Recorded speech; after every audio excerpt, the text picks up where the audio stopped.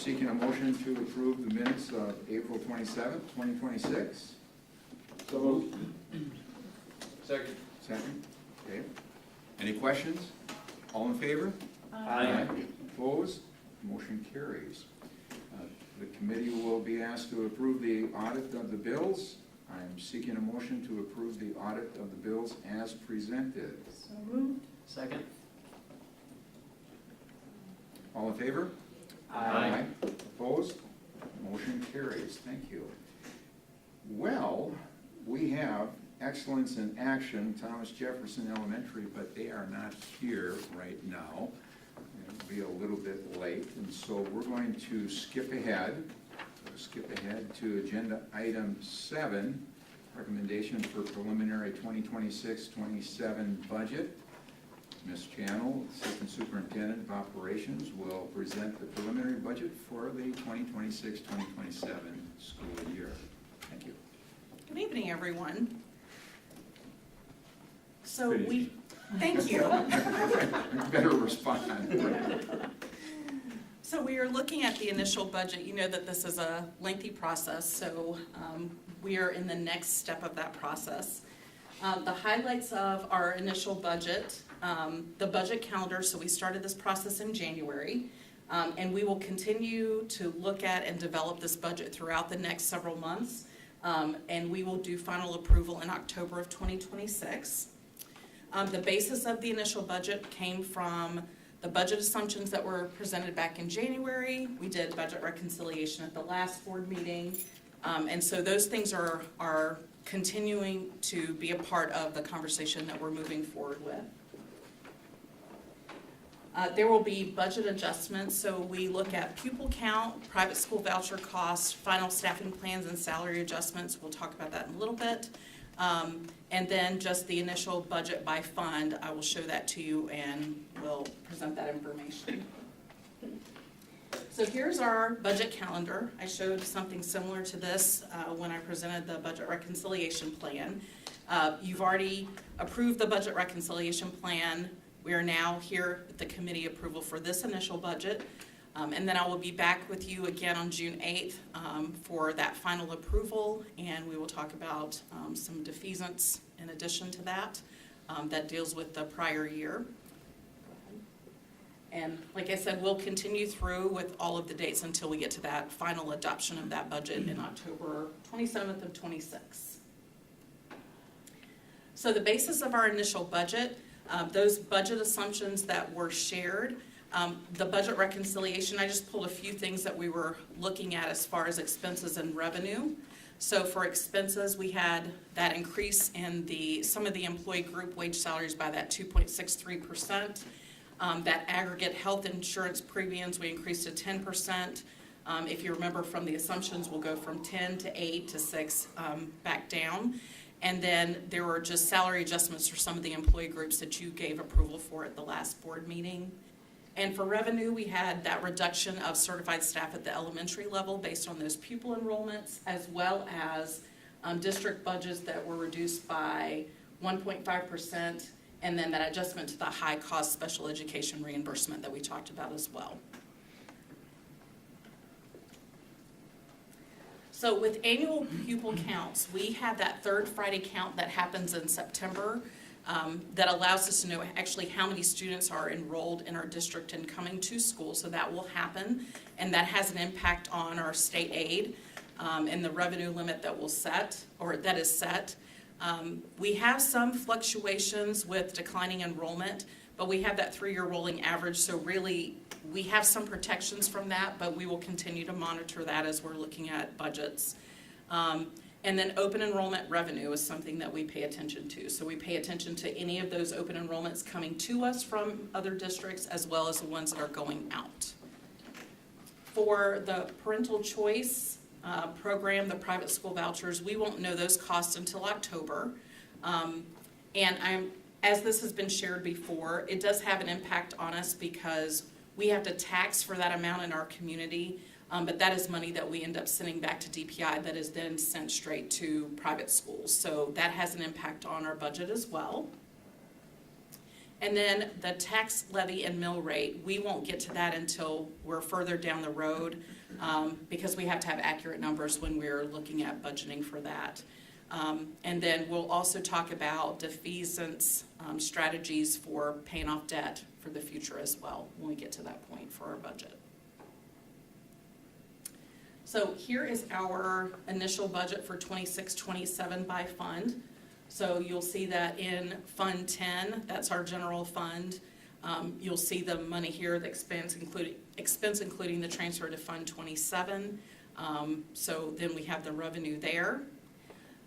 For Fund 27, which is special education, you'll see the breakdown there as well. Fund 38 and Fund 39 are our debt service fund. So non-referendum is 38, and then referendum is 39. Over time, you will see that Fund 38 drop off, but that won't be until after the 26-27 year. Fund 50 is our nutrition services fund. And then for Fund 80, that is our community service fund. So I'm going to pause here to see if there are questions on anything that was shared. Let me put a motion on. Oh, I'm sorry. First, I'm seeking a motion to recommend to the full board approval of the preliminary 2026-2027 budget. So moved. Second. Questions?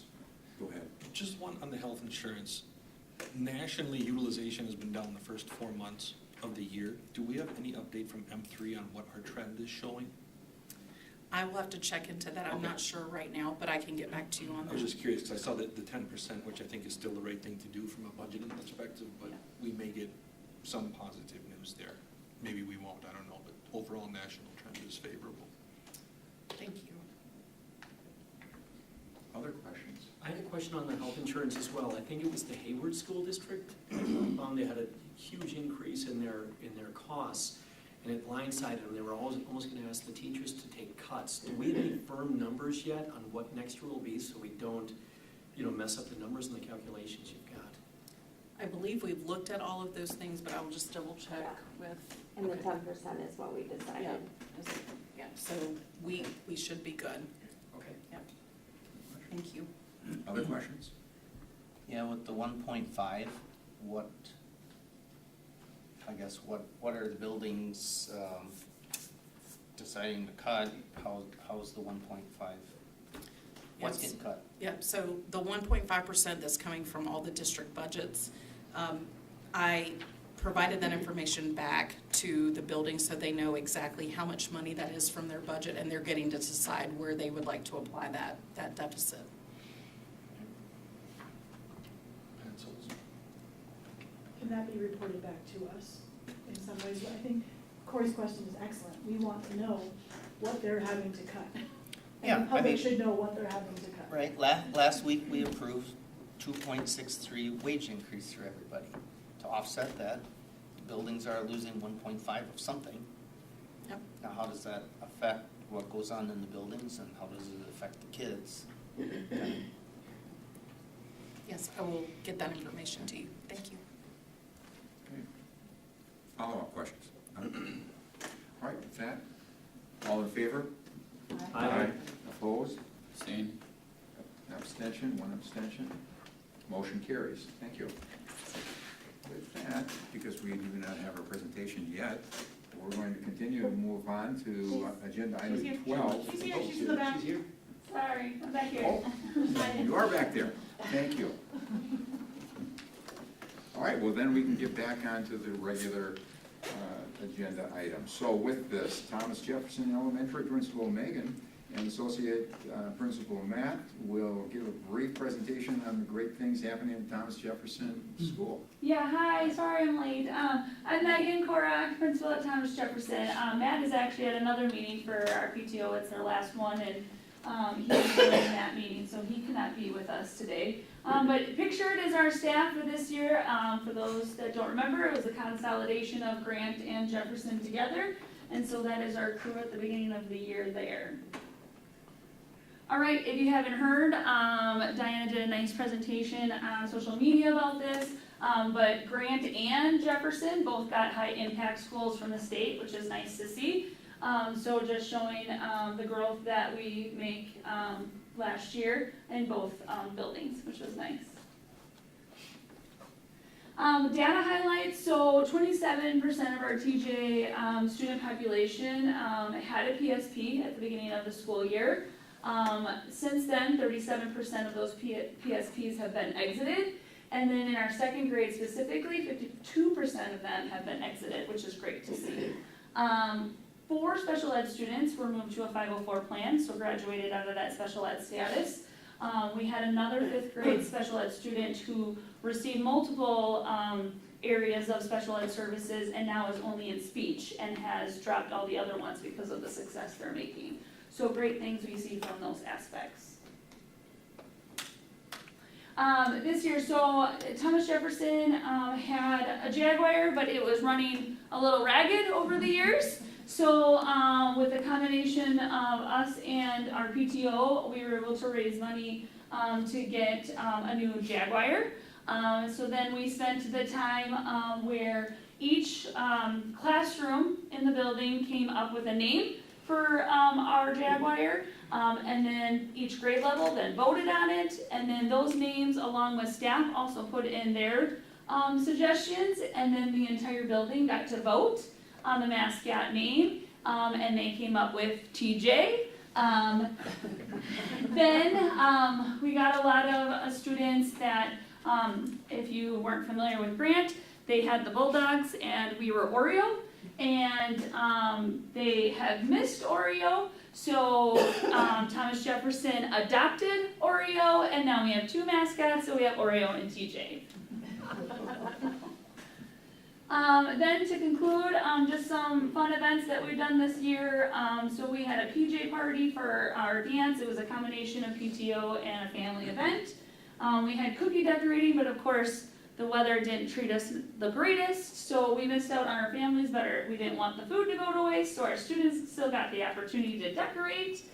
We had an ice cream social at the beginning of the year to bring all our families together from Grant and Thomas Jefferson. And then we just recently had our Hmong Heritage Month and celebration with that.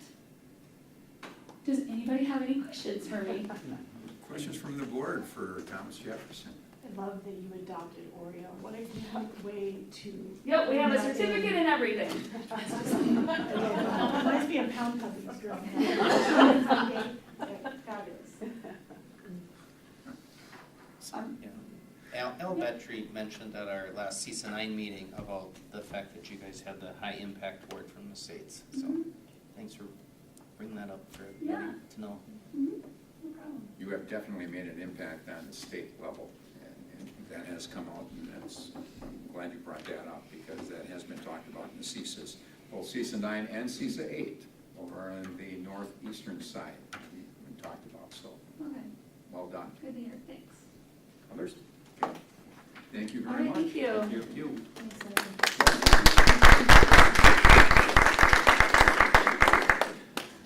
I think we can get back right onto track. We'll go with agenda item number 5 here. Any comments from? There are none. None whatsoever, so we'll move right along onto agenda item number 6, employee handbook.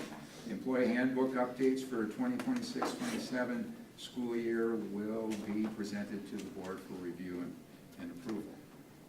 Turn it over to you. There you go. Thank you. So I had attached a copy of the red line version, and I just want to say I apologize to any of you and or those in the community that opened it and weren't seeing clearly the differences. I did the document this year in Google Docs, and redlining doesn't show up the same way as it does in Microsoft, in like Word. And so therefore, because a lot of it was just added new language, they put it in green font by default, and that was not super clear compared to the black font. So this afternoon I did some extra highlights to kind of draw attention to the main areas of change. We're going to talk about those, and I've got them highlighted on the PowerPoint here, or the slide deck. And the updated one with those green highlights is also in there. So I'm happy to address questions after we get through the big picture highlights. So, just like in past years, the focus of our, if you could, thanks. The focus of our updates has remained the same the last number of years, so this slide should look very similar because it's the exact same 4 bullet points I've used for the last 2 or 3 years. Our focus is on trying to establish consistency between our employee groups, to focus on the efficiency of the work required to implement the changes, alignment of those handbook provisions to practice, because there's some things that practice changes over time, and we noticed that the language in the handbook didn't necessarily always keep up, so we're always looking for those. And then making sure that the language is clear and understandable. That's obviously a focus. I don't want people reading our handbook and saying, what does that mean? I want them to be able to read it and say, okay, I get it. So the next slide talks about the housekeeping updates, of which there is always numerous. We have a lot of spaces in the handbook where dates are mentioned. We have to update those each year. We have changes in, for instance, who the admin assistant is out at Stettin, or one of our other buildings, Red Mountain, is switching over who their admin assistant is. Anytime we have changes in principals or staff in the business office or the HR office, those names and titles and updates need to happen. The calendar reference, the link has to be updated. It'll have to be updated yet again as soon as this current year calendar goes, because when the website gets updated, that link will change, and so we'll need to make sure that we're always keeping those links active. Policy references, we always make sure that the links go to the policies that are referenced, to make sure that they aren't linked to an old policy that may have received an update along the way through your board actions. And then also the employee group wage schedules get updated based on what's approved from the budget. So those are kind of the basics. But there are a lot of those, not all of which have actually been reflected yet in what you see, but they will be by the time you get the copy for the June 8th board meeting. There are 3 primary areas of what I would call substantive changes that we're bringing forward in this rendition of the handbook. And we've talked for a number of years about these 3 areas, and finally, as we're moving forward for next year, we settled on a process to do that. The hesitation to make these changes has really been focused on the fact that our current staff have certain benefits that they have come to have over the years, and we really were hesitant to make changes that were wholesale changes that in any way somebody might look at as saying, I'm losing out on something. That's not a good place for us to be as an employer. That isn't something we want to move forward, if at all avoidable. And so we finally landed in a spot where we said we do still need to make these changes in these 3 areas. And what we're gonna do, and this goes against our second bullet of our rationale of trying to make our process more efficient to manage, but it does get us to the long-term goal of getting these benefits switched over, and that is we're going to make those changes across the board for new hires July 1st, 2026 forward. So our current employees in all 3 of the main categories we're going to talk about, if you're currently an employee and you're employed anytime up until June 30th, you will have the benefits as they are currently described in the handbook, and those will stay described in the handbook, but we're adding a new component that will rephrase that for new hires going forward to bring consistency. In the case of vacation, what it means is we've taken multiple different schedules and we have blended them into one. So there will be one schedule for vacation going forward for new hires July 1st and thereafter. When we get to the end, I'm going to talk about one thing that we're going to be tweaking in terms of decisions for current employees, because there may be reasons why they would want to switch to the new benefit alignment, but that will be on an individual case, individual decision. We're not doing anything wholesale. So the employees will get to choose. The updated schedule is in the attachment, which we can pull up after we get through the presentation if you like. The holiday benefits are the next area of consistency and alignment that we wanted to focus on. In that particular benefit, what we had was one employee group, the nutrition services group, received 6 paid holidays throughout any given year. Everybody else in the district basically was on the 10 holiday schedule, except if they were only a school year employee, they received 9 paid holidays. 9 paid holidays for staff that are working about 175 days or 180 days a year is pretty high for our regional comps. And so as a result of that, we were looking at trying to bring those in alignment so that basically all of our school year staff in those support staff categories, this is again in part 2 of the handbook, so it's applying to nutrition, AES, our municipal group, and custodial maintenance.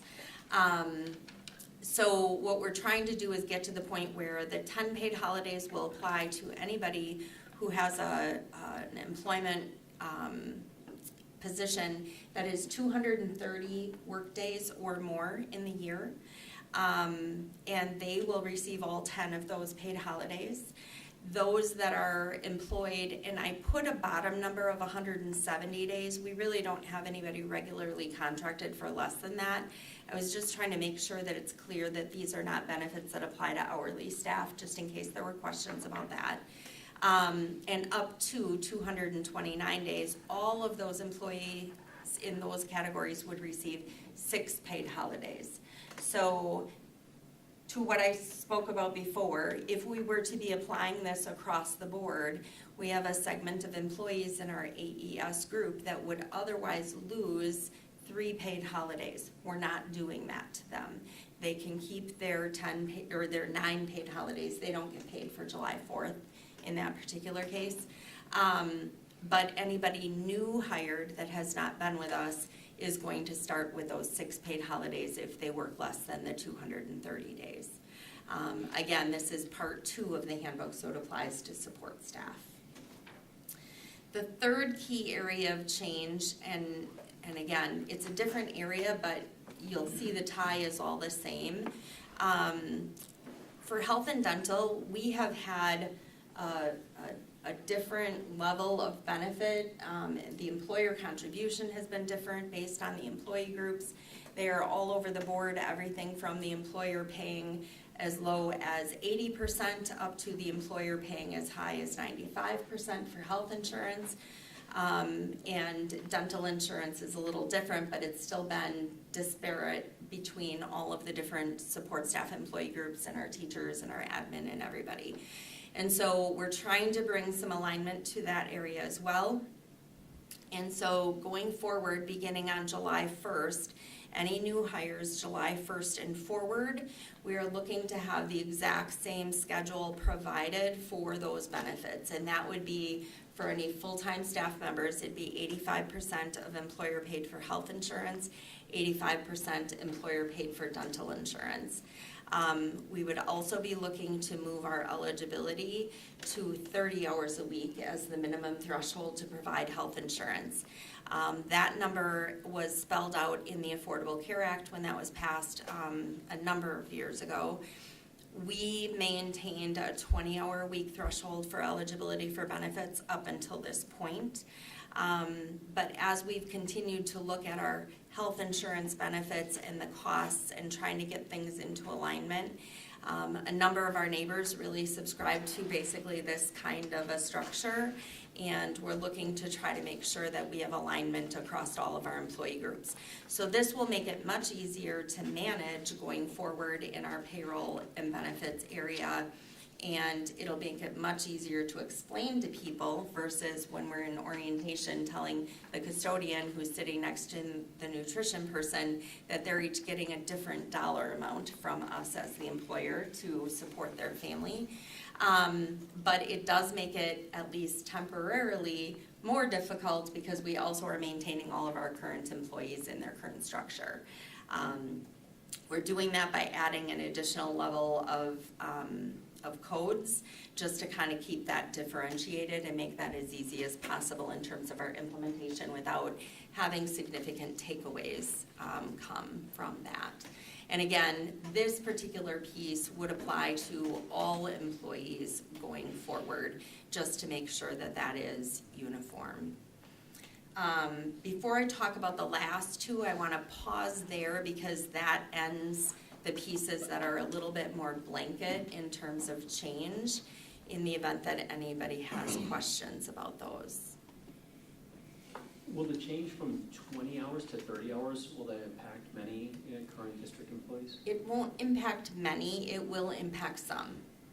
But it won't impact any of our current staff.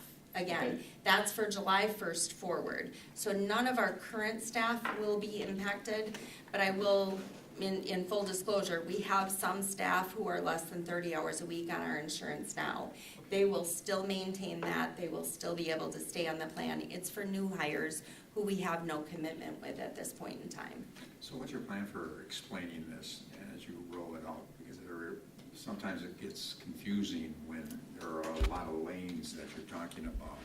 Yeah, so the beauty of this being that it's for July 1st hires and forward, we'll be explaining that during orientation, and they won't get the explanation of what the benefits are from before. They're gonna get just what the benefits are that apply towards them. And the added beauty is we're explaining one benefit, one coverage for all staff, versus right now, we're trying to explain 4 or 5 different levels of benefit and different contributions.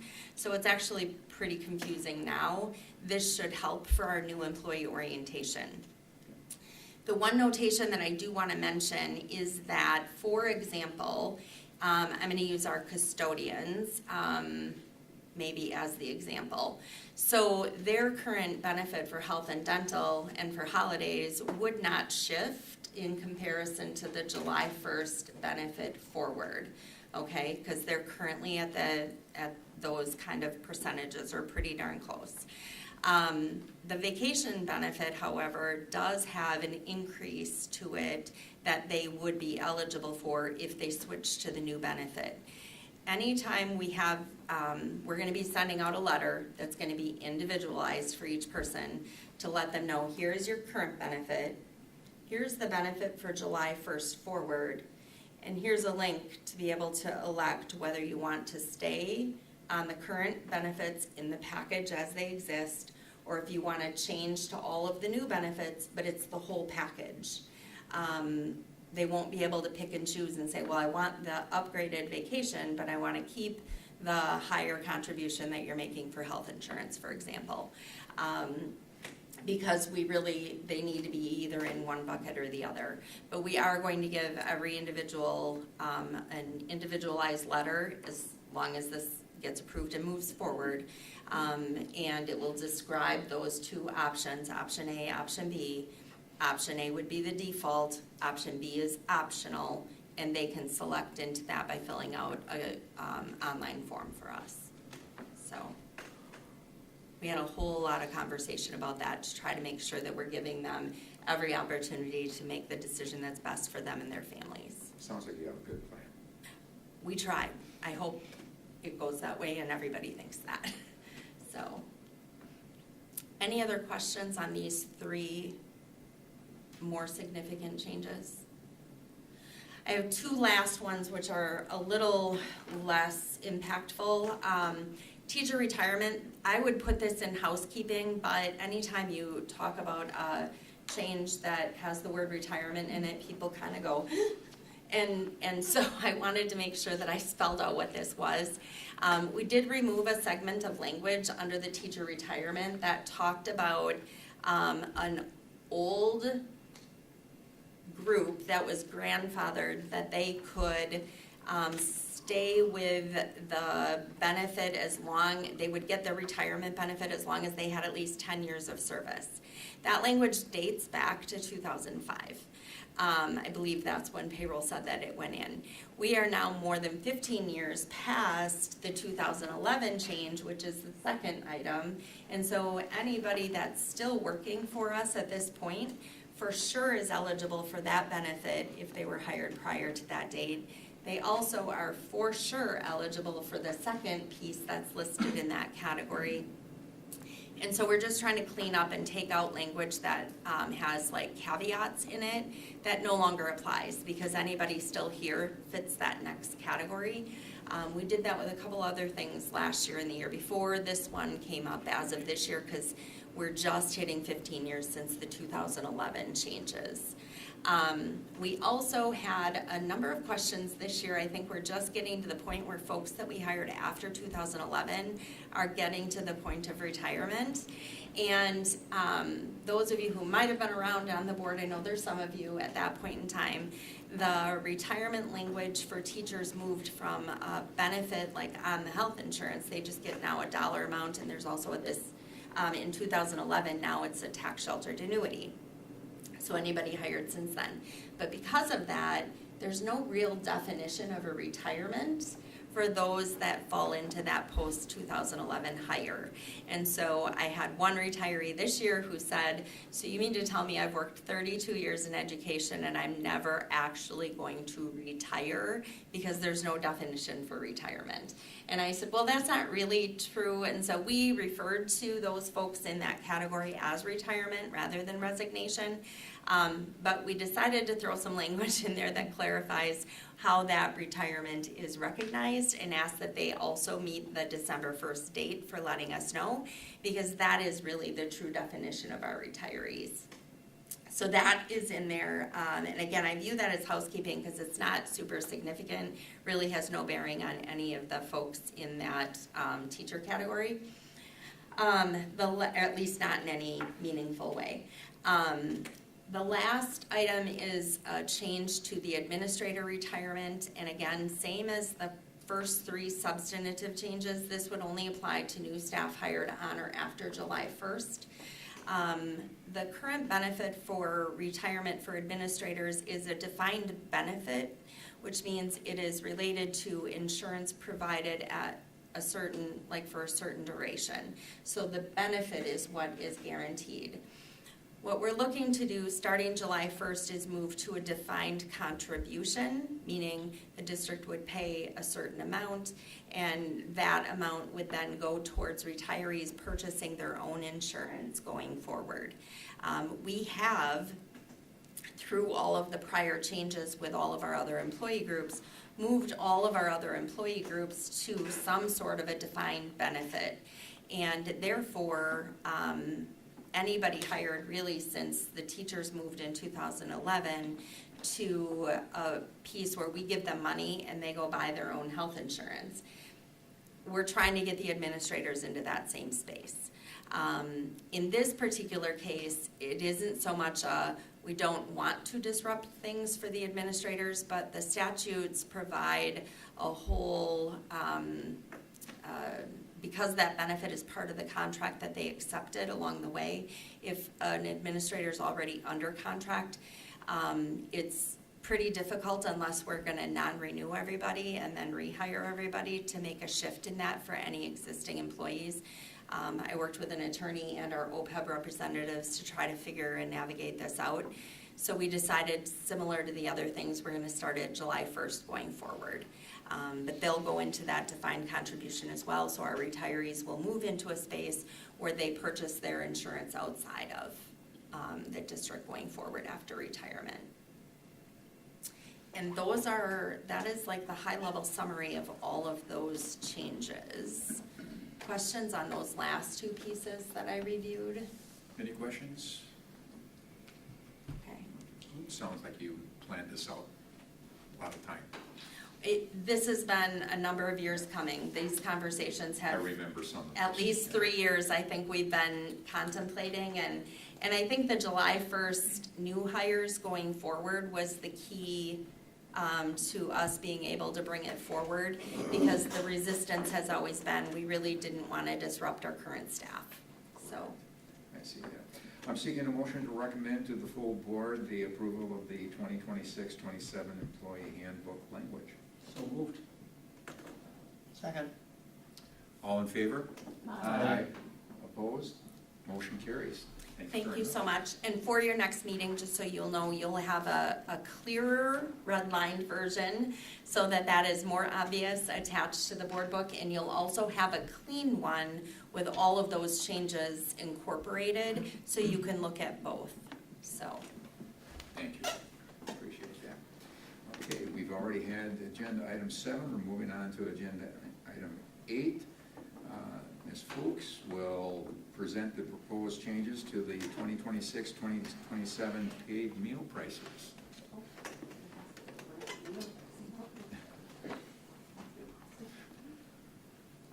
You're up. That's I'm on. right. You're This up. is it, okay.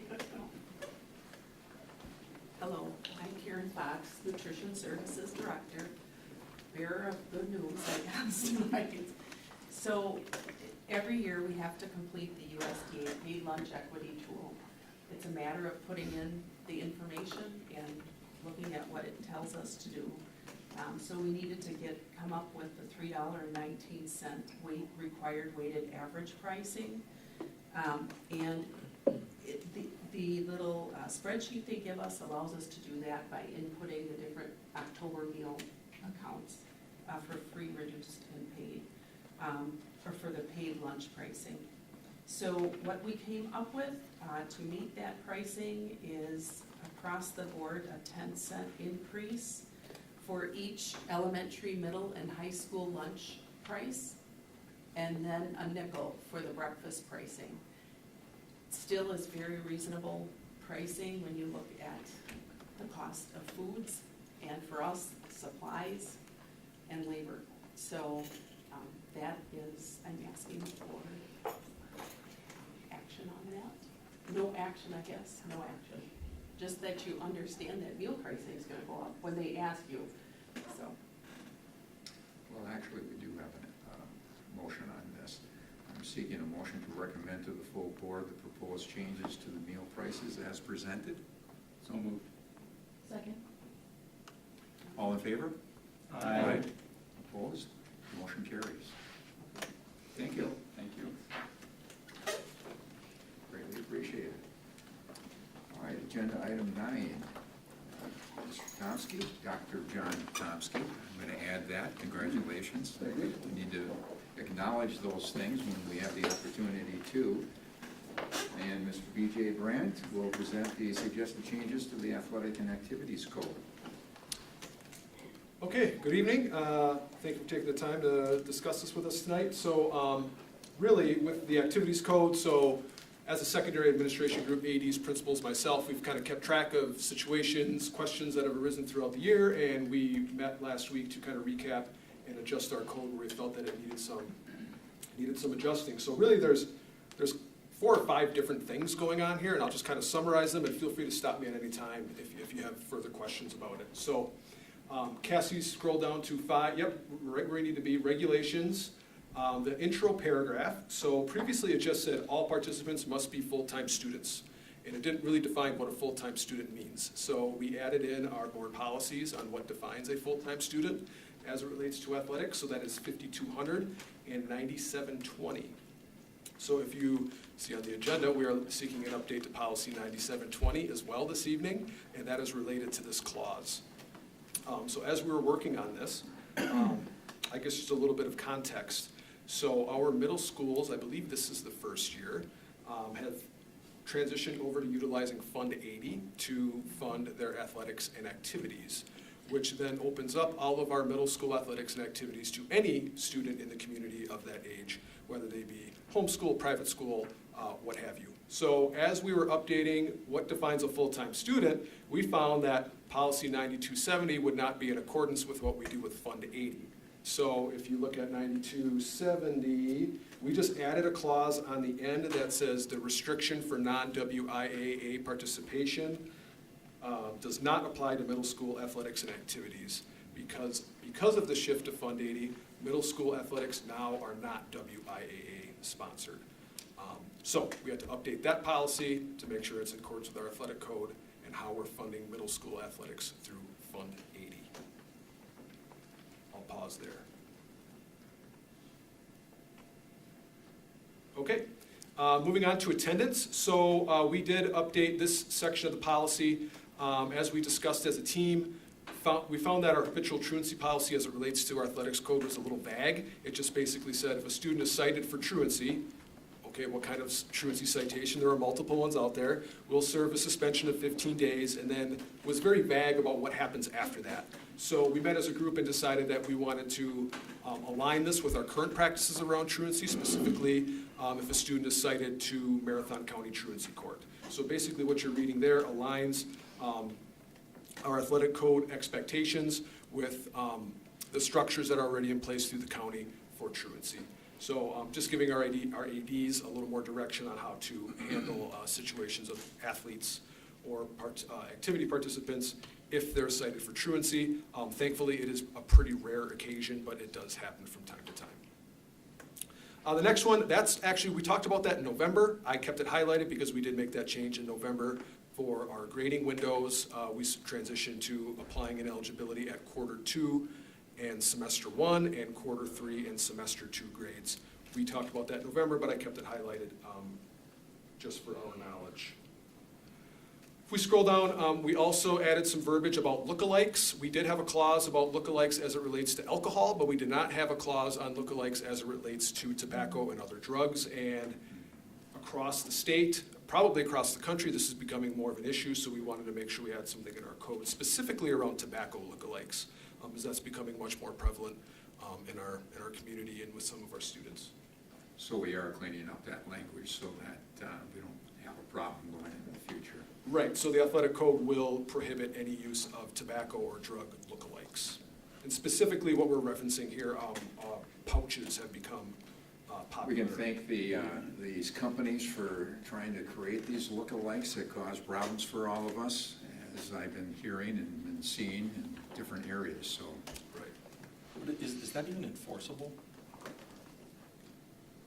Say that again. Is that enforceable? Because we say a lookalike, and someone says, yeah, it was a lookalike, what are we gonna base our enforcement on? It can be a problem. It's. I'm just. Can you answer that question? I mean, I would say in issues where we run into interpretations of the code, like any legal document, it's tough to anticipate every angle of something that could happen. If we ever have an issue of interpretation, if it's a code violation or not, we just lean back on our activities council, which is made up of principals from both schools, ADs from both schools, and coaches from both schools to help make that decision. And then we keep notes of that, and I guess it kind of serves as a pseudo precedent. And then when we review the activities code in the spring, we'll try to, make any informed updates. I'm just thinking, if you have a picture of a kid drinking a Busch Light NA, right, and it's not, I don't even know if that's legal or illegal, I think they're truly non-alcoholic. Good example, though. But, Really. yeah, I mean, and that's not illegal for somebody to do at whatever age they are. What basis would we have to reprimand them? And we don't have to answer that here. I'm just thinking, if I'm a student or a parent and that comes up, and I'm not advocating that, of course, what would we do? I think the trouble we have is if we don't have this provision in there, we're basically given an easy out in some instances for students to say, oh, it was a lookalike. It's kind of like the same reason why if you refuse to do the testing for a DUI, the fines and the punishment for refusal are the same as the fines and punishment for having DUI. Like, if you don't have this in there, I could easily say a student that video you have of me or in the hallway or whatever, that was just a lookalike pouch, or that was a lookalike whatever. Okay. But yeah, I could see what you're thinking more like off, if you're off campus and, Right. Right. Yeah, I could see that could be tricky too. And I think you have already run into some of that already in the last year, where the lookalikes have been under question. This is a lookalike. This is not nicotine. This is not alcohol, and that. So. But an activities code can prohibit things that aren't illegal. Like you can say, in order to be an athlete and take part in our activities or our athletics, here's all these things you have to do, and it includes stuff that isn't against the law. Not everything in there is against the law. There's code of conduct. Character, behavior, Right. things of that fashion. It's not Yeah. necessarily, Yeah, so I don't know if it's a question of whether we can do it, it's, okay. you know. Well, I'm sure none of our kids would do anything like that, so it'll never come up. Go ahead, continue. All right, and then the last one, so, and we have policy 2431.01 on the agenda tonight as well. That's just bringing into alignment this document with what we have existing in policy. We have a policy on our activities code, so it's just matching up some of these changes that we made in this document with the official policy that appears in our board book. And an example of that is item 7, and I believe that's under athletic code violations. For instance, that was not in our document, but that was in our policy. And we think our policy and our document need to be in alignment. So that's why we're asking for an update to 2431 tonight as well. And with that, that's kind of just the summary of the changes and the why for activities code, policy 9270, and policy 2431. I'm going to put a motion out there, and if there are any questions, I'm seeking a motion to recommend to the full board the approval of the revised athletics and activities code. So moved. Second. Follow-up questions? Yeah, just one other question, and this also then incorporates any WIAA requirements as well, right? It's just kind of part and parcel. Correct. Yeah, there are things in there that are from the WIAA that we have to have in there. And we pay to be part of that? Yes. How much? I was the We first. did not have any, there weren't any fees this last year or the last 2 years to be a member of the WIA because of how the tournaments have been successful. So they have not had any Okay. membership fees for the schools the last few years. Yeah, I think it's been WAA has even more than very 2. successful It's been a with while. tournaments this past few years, and it was by the Board of Control that the Board of Control made the decision not to charge the membership any fees whatsoever, because the tournaments take care of it. Is there a term limit on their ED? The executive director? Not sure, but, Like, how long can they be an executive director? oh, you're talking about limited Yeah, term terms. limits, yeah. There are term limits on the Board of Control, not necessarily for administration.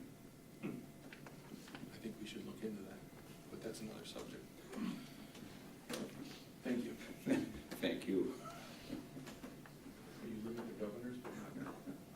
I had a quick question, and this was actually one of my daughter's friends brought up, because they're on travel ball. They're saying, are you saying through this, we could potentially have a student that's, in junior high at Newman or one of the other schools, like Faith Christian, say, we'd like to go and participate with Wausau West, Wausau East, or I should say Horace Mann or John Muir, and because maybe they're gonna see going to one of the high schools in the future, so start training and playing basketball, whatever it might be. This would allow them to do so. Correct, that is exactly what, this is our first year navigating that, so yes, we have had seen an increase in private school students participating in our middle school athletic program. And that's why we're not part of the WIAA at the middle school level, so that we have the flexibility to do that. All right, any other questions? If not, all in favor? Aye. Opposed? Motion carries. Thank you. Thank you. Agenda item 10.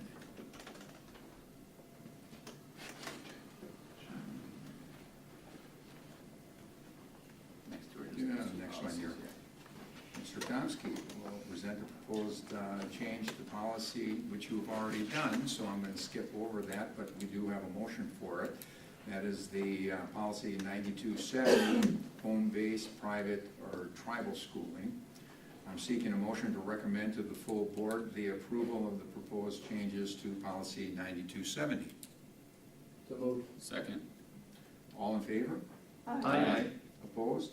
Motion carries. Thank you. Agenda item number 11. Mr. Tomsky will present the proposed changes to policy 2431.01, high school activities code.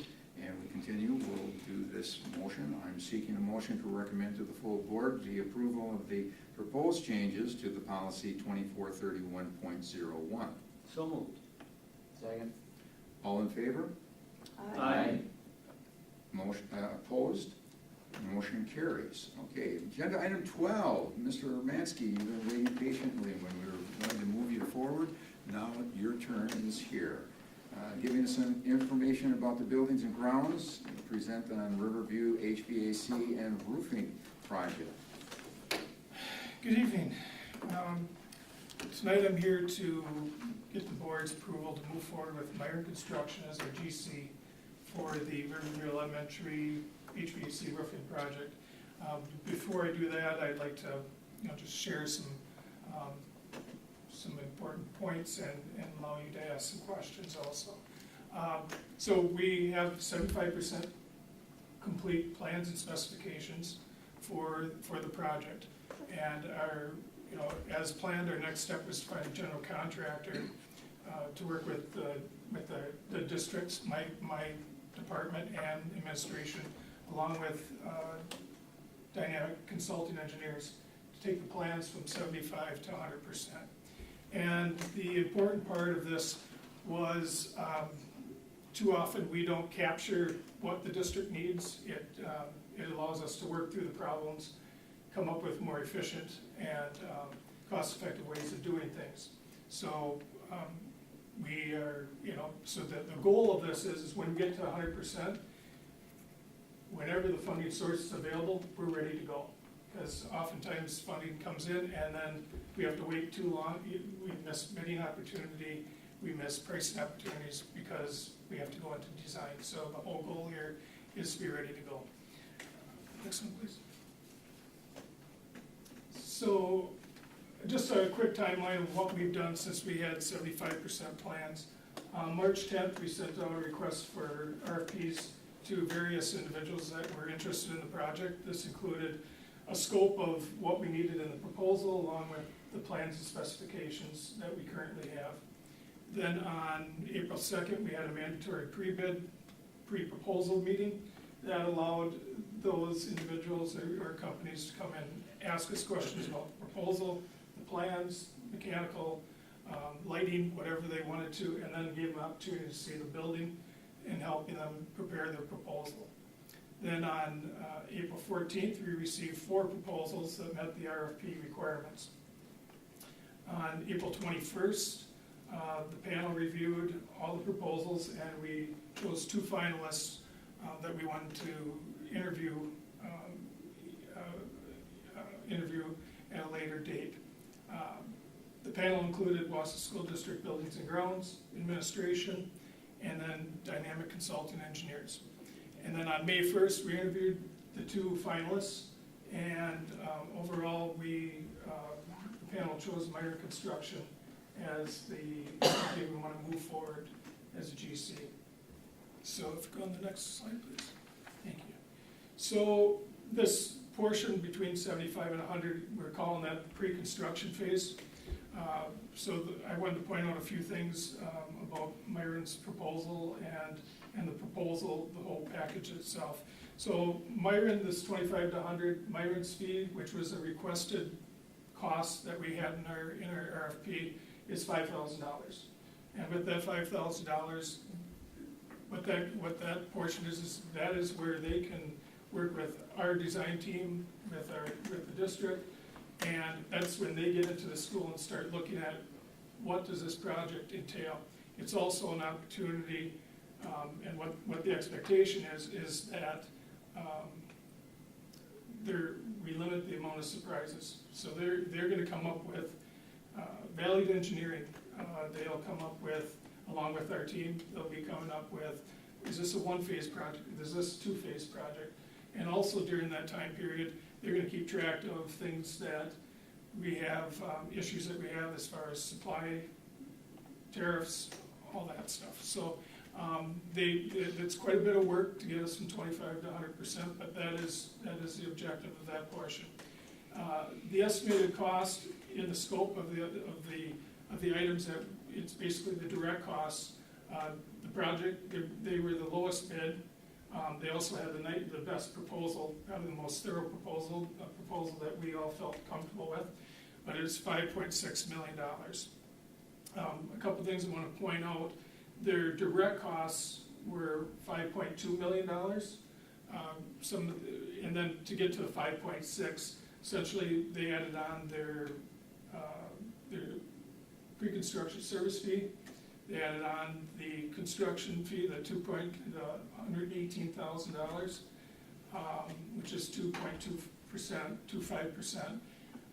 And then there's also an inflation clause that they put in, and also we added some bonding, which is typical on a project.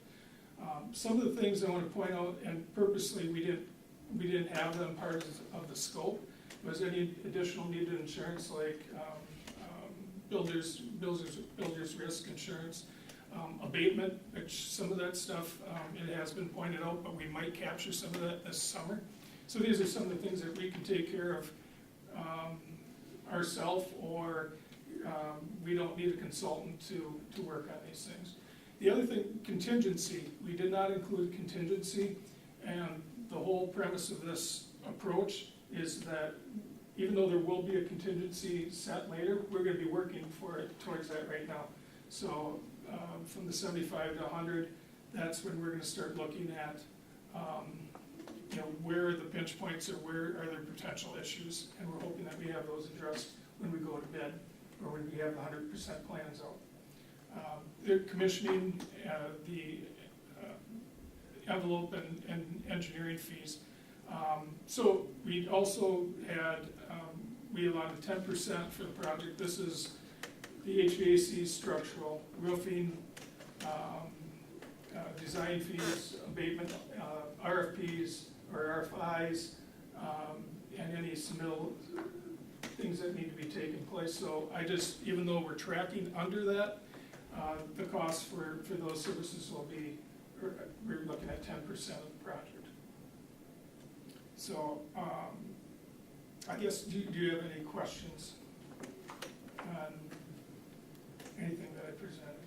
Let me put the motion on the table here. I'm seeking a motion to recommend to the full board approval to move forward with Myron Construction Corporation Incorporated as the general contractor for the Riverview HVAC and roofing project. So moved. Second. Follow-up questions? What does the inflation clause, you mentioned that, is this that if something goes up, their price could change drastically, or what kind of, does that, I guess, expose us to? So, with their proposal, because every proposal is a little bit different on things that they could add, that was a 4%, because we know we aren't going this year for this construction season. So they indicated in their plans, or their proposal, 4%. Now, obviously, that's one of the things that we have to look at also. If this is a one-stage or two-stage project, we're gonna have some additional inflation costs if we push it on to further years. Okay, and on top of the 4% there, then they're paying an additional 2.25% on top of the 4% to come up with their fee. Is their fee gonna be No, their fee, pre-inflation? the fee is the 2.25 of the direct costs of the project. So the inflation is just a line item that they put in that they felt when reviewing the project and so forth, that's something that we need to consider. So it wasn't, that inflation factor wasn't going to, it isn't for Myron Construction. That's just an earmark for the project that they wanted us to consider. So we were. Does it change? Probably make sure that it doesn't change if it's a two-phase project, and that the other people involved with those other fees you were mentioning aren't adding on based upon that inflation increased price as well, right? And for the design portion of it, that we have honed in, that's one of the things I want to do is try getting a solid number that we could go off of. Now, if we will have, the 2.25 would not change for them. Now, if the cost of the project, of the direct cost goes up, the 118 would potentially go up. Okay, that was my question. Yes, okay, sorry. Mm-hmm. That makes sense. They're not gonna agree to lock in at a dollar amount when this project might happen for 5 years. Correct, and what we're just trying to show is, we have the 75% plans, this is where we're at today. And this is a better, I think this is a better picture of where we're at today than when you hire somebody to come in and say, give us a square foot cost of doing this, and then we'll just find a way to make it work, or we'll throw a number out and then we'll work backwards. We're trying to move, price it into the project, not the other way around. Did any of the other bidders include, what they had not, all the insurance, the abatement contingency, did they include that, and how did that affect the overall number? Abatement wasn't part of the proposal, so they didn't include that. Contingency, they did not, because that wasn't part of the proposal. We weren't asking for this, but Myron was the only one, I believe, that included a inflation clause in their dollar amount. Okay, thank you. So it sounded like they were flexible with us because of the timeline and all of that kind of stuff. Correct. Correct. Yeah. Okay, all in favor? Aye. Aye. Opposed? Motion carries. Thank you very much. Thank you. I'm seeking a motion to adjourn. So moved.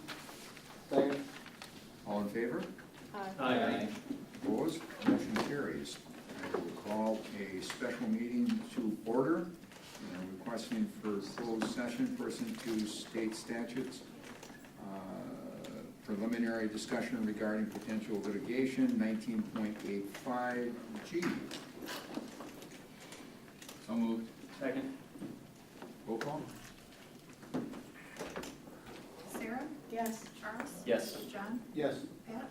Yeah. Corey? Yes. Lance? Yes. Jim? Yes.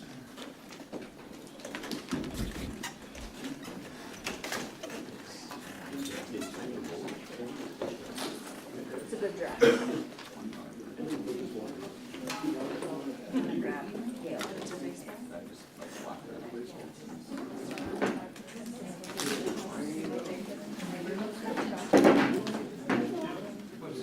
Sarah, when we go upstairs, can I get some signatures? Yeah, Whatever you know. Thanks for sending that out. I thought you were talking about E.